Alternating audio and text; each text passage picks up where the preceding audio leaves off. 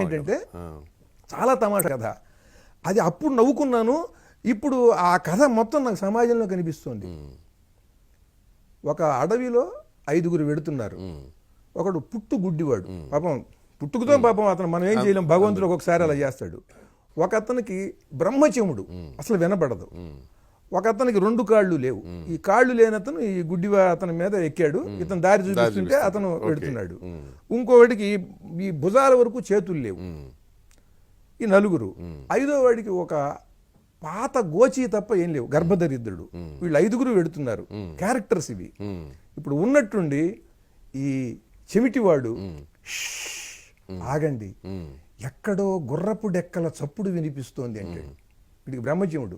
వెంటనే గుడ్డివాడు, అదిగో దూరంగా దుమ్ములేస్తోంది, బందిపోట్లు కాబోలు గుర్రాల మీద ఇటే వస్తున్నారంటాడు.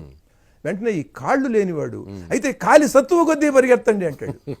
చేతులు లేనివాడు, ఛీ పారిపోవటం పిరికి వాళ్ళ లక్షణం, వచ్చిన వాడిని వచ్చినట్టు గుద్ది చంపేద్దాం అంటాడు. అప్పుడు ఈ గోచి తప్ప ఏం లేనివాడు ఉంటాడు వాడు, ఒరే వాళ్ళు వచ్చి నన్ను దోచుకునే లోపల తొందరగా తేల్చండ్రా ఏం చేద్దాము అంటాడు వీడు. అంతే కథ, అంతే కథ, ఇంతే సింపుల్. చిన్నప్పుడు నవ్వుకున్నామండి. ఇవాళ ఈ 5గురు రాజకీయాల్లోకి వచ్చారు. అవును, ఎవడికి ఏ అర్హత లేదో అది వాడు ఉన్నట్టుగా మాట్లాడుతూ ఉంటాడు. ఇవాళ చూడండి మీరు, ఎవడికి ఏ అర్హత ఉండదో వాడు అది తనకు అర్హత లాగా చెప్తాడు. మొట్టమొదట ఎక్కడో గుర్రపు డెక్కల చప్పుడు వినిపిస్తుంది అన్నాడు అనుకోండి, వెంటనే పక్కన వాళ్ళు ఏమనాలి, ఒరే నీకు చెవుడురా, వినిపిస్తే మాకు వినిపించాలి, దొరముయ్ అంటే అయిపోయేది.